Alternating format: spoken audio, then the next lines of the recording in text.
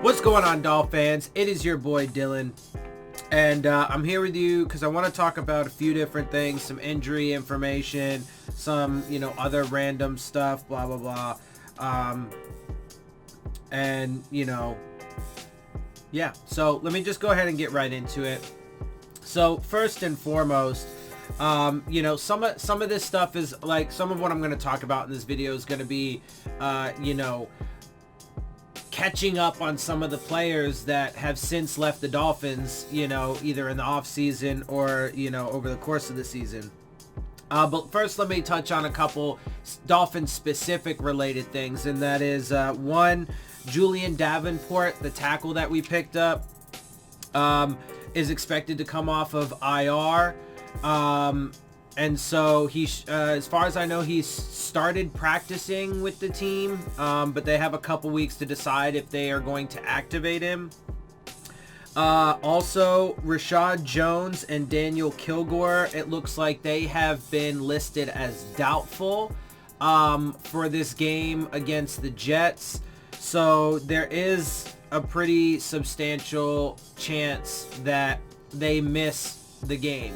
Doubtful is not obviously ruled out, but doubtful is the next most serious designation, and usually more often than not ends up with players being out. Questionable is the next one, obviously, and that one usually means players will play, and then there's no status, which is obviously the best case scenario. Okay, so the next thing I wanted to talk about really fast is Drake. So obviously you guys know that we traded Drake to the Arizona Cardinals, which let's just note that the Arizona Cardinals just like robbed us blind this offseason. They dumped off two former first round picks that in Josh Rosen and Robert Nkemdiche, that they just didn't like, they weren't satisfied with, that they were not, attempting, that they did not want to be part of their, restructuring and so on and so forth. So they dumped that on us. They got, some players and draft picks throughout the season, whatever. Obviously, we just ended up trading them Drake. But Drake had a really good game. He had over 100 yards rushing. He had over 50 yards receiving. He had a touchdown, and ironically enough, he scored a 2-point conversion. And it was a 28-25 loss. He helped them almost beat the undefeated 49ers. Now, the 49ers are just, that good, but so, when used properly, so, I mean, it's just another example of how, we let somebody go and now they're doing well, and that goes for Tunsil, Stills, Minkah Fitzpatrick, Frank Gore, Ryan Tannehill, all these guys that was deemed unworthy to be part of the 2019 and beyond Dolphins are now, doing well in the places that they've gone to, right? But also, Tunsil and Stills are, with the Texans, they're helping that team out a lot. They're likely to make it to the playoffs, at least by, winning their division. Minkah Fitzpatrick, yes, the Steelers are having a hard time, but they do actually have a really good chance of making a run and possibly squeaking into the playoffs with a wild card spot. Frank Gore is doing great with the Bills. They are going to be contending for a wild card spot, and Tannehill now with the Tennessee Titans has got them going in the mix. So, I mean, all these guys are doing, really well, once they've gone into, places that are not a total disaster, where they have decent, supporting cast and so on and so forth, whatever. And I told you Tannehill would end up taking the reins over there in Tennessee over Marcus Mariota and so on and so forth. So, it just goes to show you how big of a disaster all of these things that they've done, that this organization has done, is turning out to be. And I mean, it's with each passing week, it just keeps getting worse and worse. You know, we're fast on pace to be the worst team to ever exist in NFL history. We're fast on pace to be 0-16. Even in a game like this upcoming one against the Jets, I don't have any faith because it's pretty clear and obvious to me that this coaching staff is doing everything in their power to lose games, even when the team is being competitive. People can argue it as much as they want, as long as they want, but that is an idea and a belief that is definitely spreading because, I mean, so one of the other things I did want to talk about is that 3rd and 20 play. I mean, there are definitely more examples, but that's certainly one of the most egregious. I also think the 2-point conversion decision was egregious in the Washington Redskins game, but it's the most egregious because there's just no reason for it. And I've watched that game multiple times now. There was a 3rd and 20 earlier in the game, like midway through the first quarter, that the Steelers had, right? It was a 3rd and 20. And guess what we ran? We ran a prevent defense. Why? Because that's what you run in that situation, right? And, you know, there was absolutely no reason whatsoever to run an all-out blitz on 3rd and 20. They were literally giving them. They gave it to them. It was a giveaway. It was a handaway. And so now a lot of people are like, well, you know, but of course they're only focusing in on Patrick Graham, which is stupid because he takes his orders from Flores and from Ross. That's where he gets his paycheck from. So I don't understand why people want to blame him, but not, you know, the coach, right? And so, I mean, it's not all Brian Flores' fault. And if Brian Flores himself didn't make the decision or influence the decision to go 3rd and 20, and if it was all Patrick Graham's decision, in that case, then it's not all Brian Flores' fault, although I would say it's probably a lot Brian Flores' fault because the philosophy handed down to Flores from Stephen Ross is be as bad as possible, lose as many games as possible, and so we can get the number 1 pick to get a quarterback. Okay, and now especially since there are other teams in the race to get the number 1 pick, including the Jets and the Bengals, what have you, you know, it's become even more brazen and perverse to the level of which they have decided to take this tanking and this failure. But even right, so no matter what, Brian Flores is partly culpable in that situation because it's the philosophy that was given to him by the owner, and then the philosophy that he thus passed on to his coaching staff. Okay, but and again though, you know, the best case scenario is that they are inept at their jobs, and so that's not a good case either to be dealing with. But also, not to mention, after that 3rd and 20 play was done, there were still 17 seconds left on the clock. 17 seconds. They could have and they still had, I think they might have still had a timeout, maybe not, because they were terrible with their use of timeouts in the game as well. But either way, they had 17 seconds left when they got the ball back after that 3rd and 20 play. And what did they decide to do? They decided to kneel the ball. Not even going to take a chance. Sure, you're ahead by 4 points, you know, going into the half after you just surrendered a touchdown for absolutely no fucking reason, right? And, you know, why not go for it, right? Especially because everybody's praising you for being so aggressive, and that's really what we need in a coach, even though, like, again, that fourth down play, that 4th and 1 play where Brian Flores flipped out, it's all for show. It's not real because there's no reason to get that upset. unless you're just an irrational, illogical person, or you're doing it on purpose just for the show. Because he was wrong. He was flat out wrong. The spot was short of the line to gain.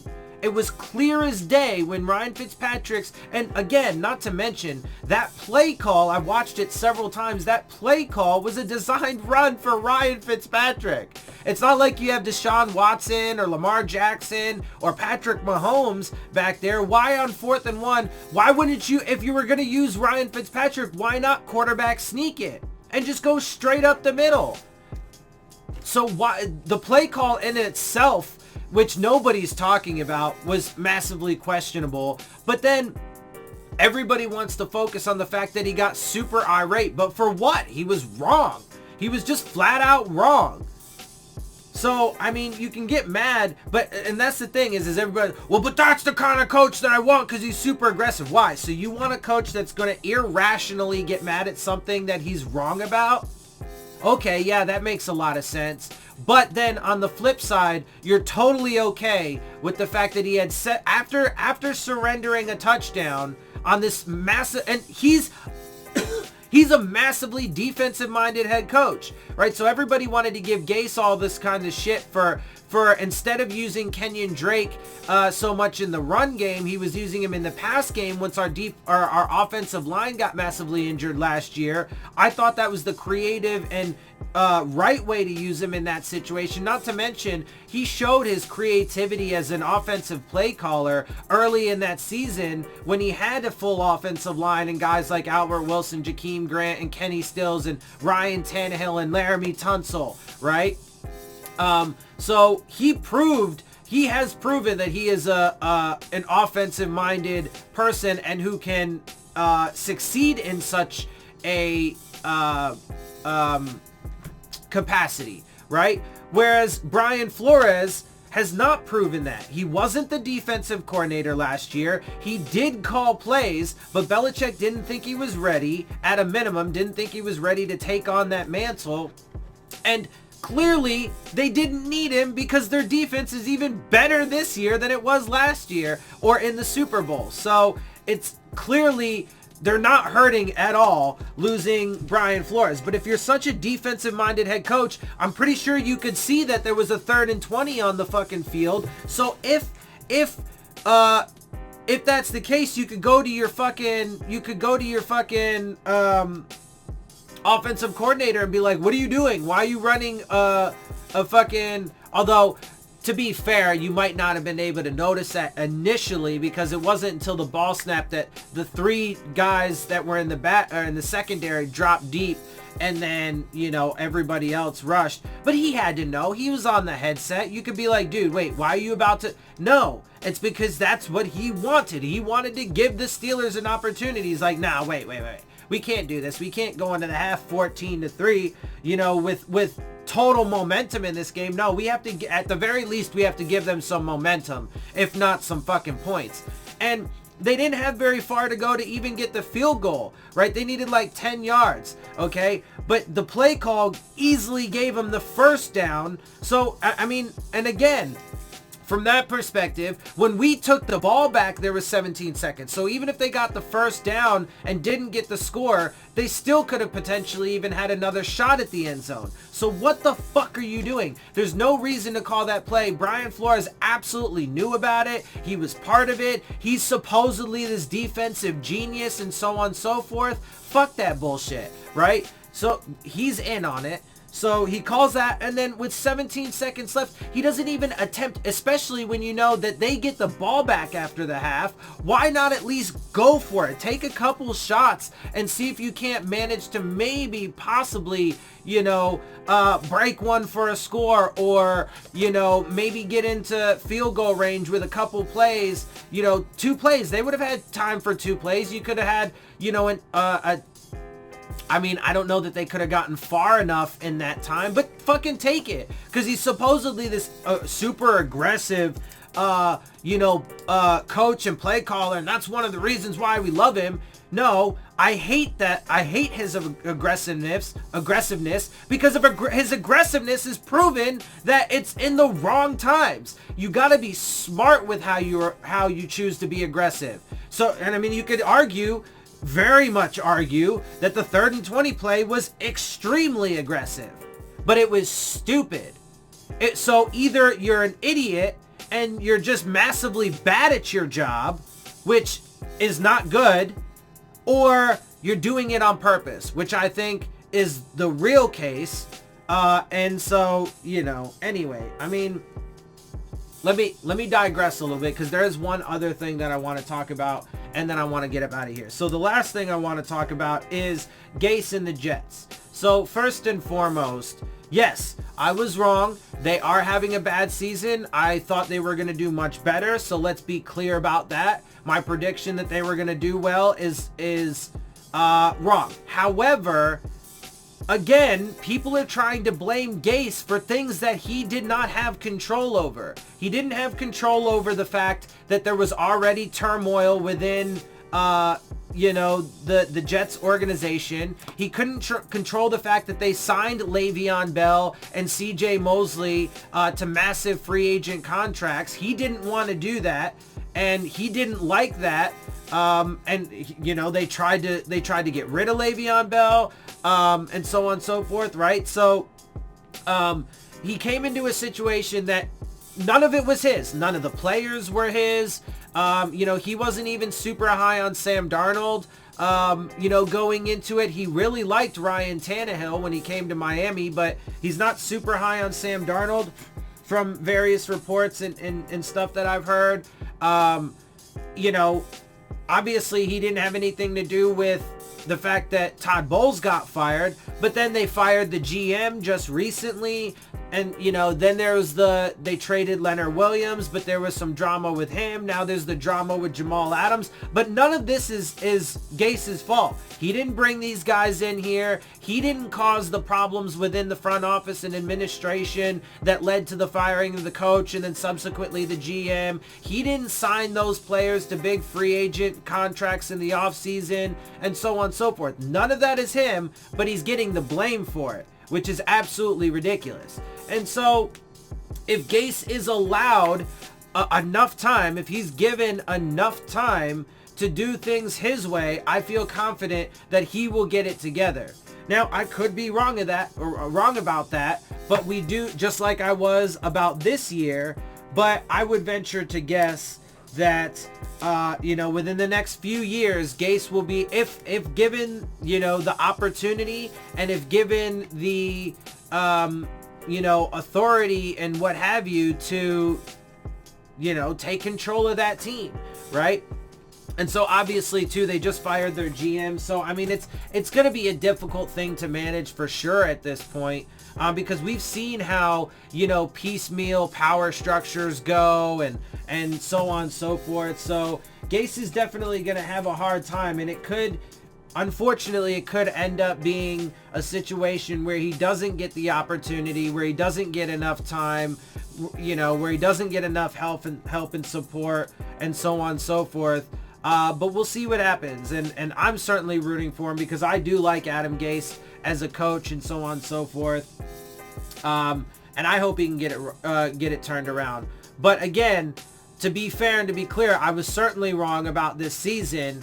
And Gase does have some portion of culpability there, considering he is the head coach. But in this case, again, and to juxtapose, and this is how I'll wrap it up, to juxtapose it back to the Dolphins, right? So Gase inherited all of that shit. Just like when he came to the Dolphins, he inherited a mediocre team that he took to the playoffs after going 10-6 in his very first season as a head coach ever.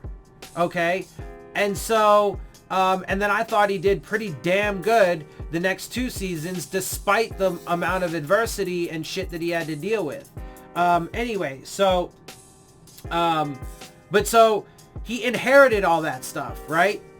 Inherited means he had no control over, why that shit was the way it was beforehand. He was given that. when he got hired, they were like, okay, here's a pile of shit. I need you to polish it for me. Okay, well, he did great in his first year as a head coach with the Miami Dolphins. He is struggling this year, but again, none of it is,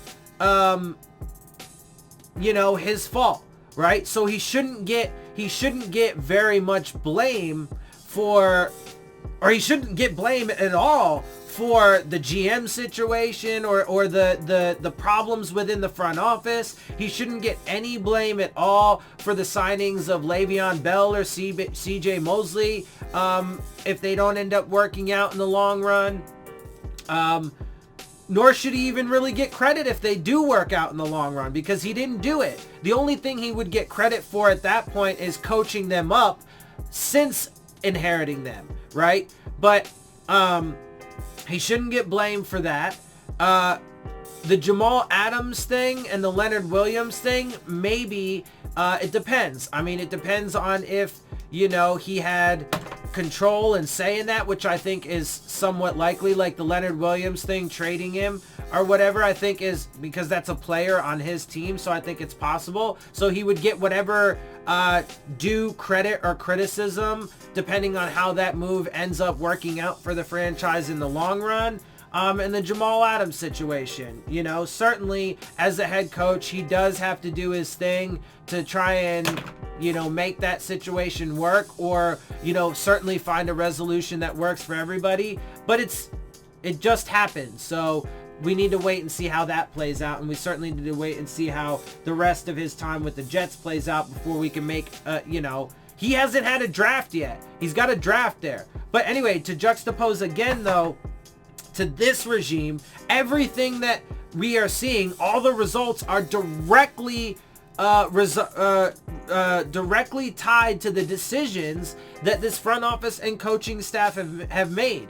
Every player that they've gotten rid of and brought in is fully on them. The entire philosophy, the play calling, everything is directly their responsibility. Even a lot of the injuries that they've seen over the course of the season because of how they designed this team. And again, at the beginning of the season, I said we were going to see this.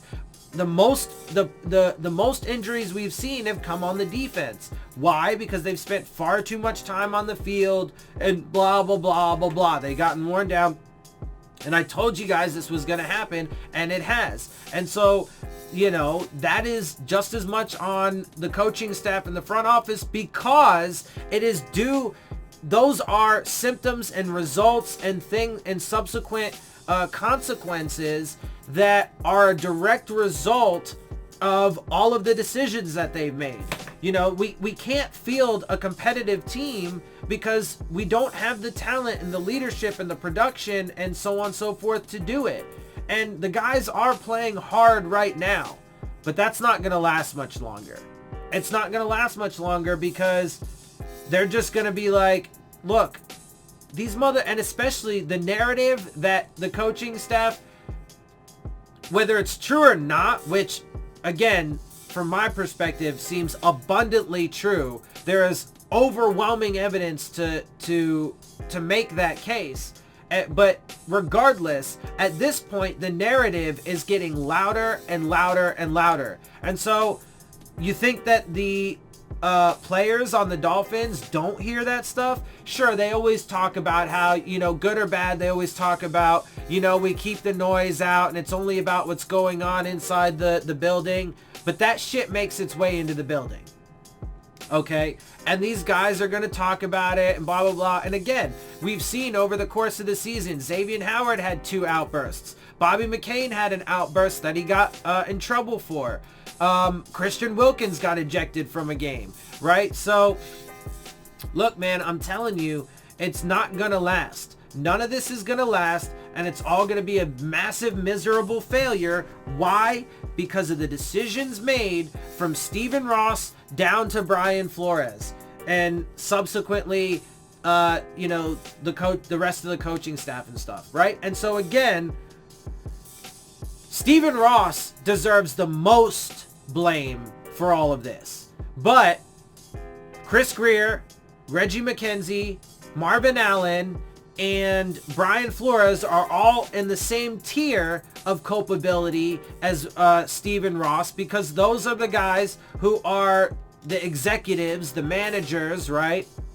The next level of authority that then disseminates to everybody else, and they accepted and then disseminated the philosophy of doing absolutely everything in our power to be as absolutely as atrocious as we possibly can. And so it's so mind-boggling to think that people actually agree that you could have the let's be as bad as humanly possible this year and then just suddenly turn it around next year. I mean, it's a fucking train wreck. Anyway, and then again, look at the Browns. Okay, how much more evidence do people need? I mean, look guys, come on. For those of you who are still not like seeing it, I'm trying to convince y'all. I'm trying to push y'all.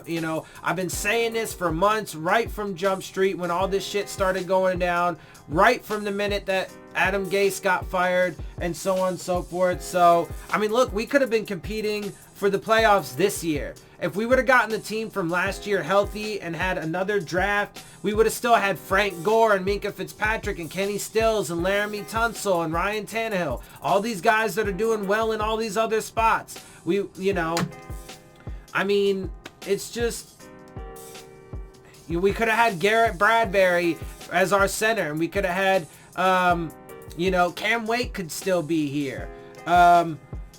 To be fair, I think he's, gotten a little bit banged up throughout the season, but so what, man? I mean, we have no pass rush right now, and, almost all the sacks we've gotten have just been, cleanup sacks or ones that are on, the fault of the opposing quarterback or what have you.